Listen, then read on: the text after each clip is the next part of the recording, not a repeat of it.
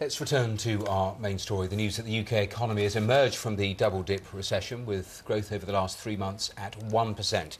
That was the biggest quarterly rise in economic output for 5 years, helped in part by sales of tickets for the Olympics and Paralympics. Well, let's speak to our correspondent Nick Ravenscroft, who's at a company in County Durham for us. And Nick, do these figures reflect the experience of the company where you are? Well, let's find out. This is a company which makes shower units, it also makes wet rooms, and about half of what they produce goes into newly built homes or indeed to newly renovated homes. So it's interesting to see how they're affected and whether it has the same kind of impact, given that 2.5%, there has been a 2.5% drop in output in the construction industry. Gerry, you founded this company 27, 28 years ago. Does that chime with your experience, a drop of 2.5%? No, it's really a surprising figure yet again, because the Office of Statistics keeps coming out with this negative 2.5 on this particular occasion, whereas we believe it's a combination of public and private sector. The private sector is really what we're interested in terms of house building and in terms of the house building that you referred to. That's the private sector. That's really doing very well this year. A lot of effort's gone back into renovating that and regenerating that, and that's what the government really needs to support now, and that is regenerating and helping mortgage support to enable people to buy these first homes and other homes. But it's a strong sector of the market. I don't believe if we split those statistics, we'd see a negative figure on that aspect at all. Many companies, I presume yours as well, 2008, things went off a cliff. Where are you on the curve of recovery? Well, we're at the beginning of the recovery, if you like. I mean, you drop down, you trough out, you level out.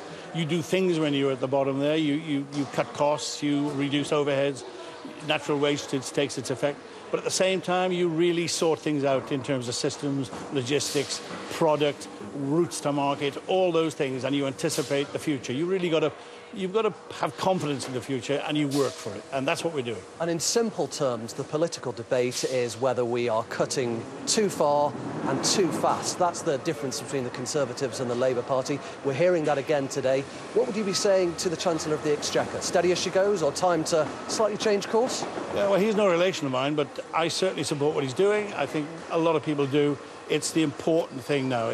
We really have to cut our cloth now. We really overstepped the mark. The public sector, I believe, was and remains out of control to a large extent. And the collapse of the banks was really a tragedy that happened. And we really got to recover from that now in a very careful, measured way, and it's a slow recovery. So you calibrate your optimism about the future today. How much? Are you cautiously optimistic, very optimistic?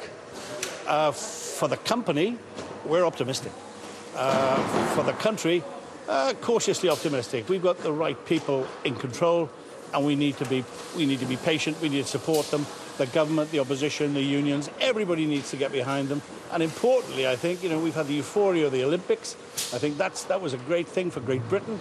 I think what now needs to happen is that the population, the government, the opposition, the unions, we all need to get behind Made in Great Britain, because that's important. It was a movement that began over 12 months ago. There are now 600 supporters to that, but I think we need 50 million participants to that too. OK. Gerry Osborne, thank you very much. Gerry makes the point that he's no relation to the Chancellor of the Exchequer, but he says keep going, steady as she goes, don't change course. That's his view.